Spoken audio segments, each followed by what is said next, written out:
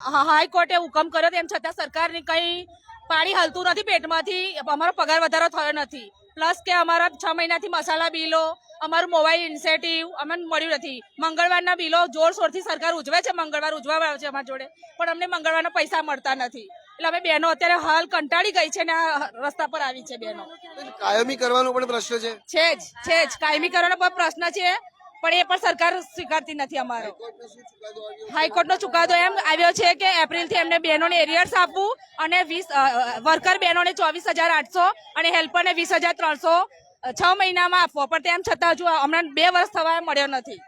આજે બહેનો આંદોલનના માર્ગે એટલા માટે ઉતરી છે કે સરકારની ઓરમાઈ બહેનો છે, કામ કરાવવું હોય છે, એમના મેળા શોભાવવા હોય છે, તે વખતે સરકારના બહેનો યાદ આવે છે.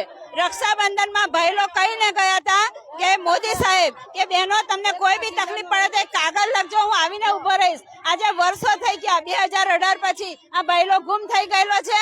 અને બીજું કે હાઈકોર્ટનો હુકમ છતાં ગુજરાત સરકાર જે લઘુત્તમ વેતન ચૂકવવાનું છે એનો હુકમ સરકાર કરતી નથી. બીજી બાજુ સરકાર બેઠક કરવા પણ તૈયાર નથી, સવાલ સાંભળવા પણ તૈયાર નથી. તો હવે આ બહેનો આક્રોશમાં આવેલી છે કે સરકાર અમારા સવાલો નહીં સાંભળે તો દિવાળીનો ટાઈમ આવે છે, અમે 4 ઝોનની રેલીઓ કરીએ છીએ, અને તો પણ સરકાર નહીં સાંભળે તો દિવાળી પછી આનું ઉગ્ર આંદોલન કરવામાં આવશે.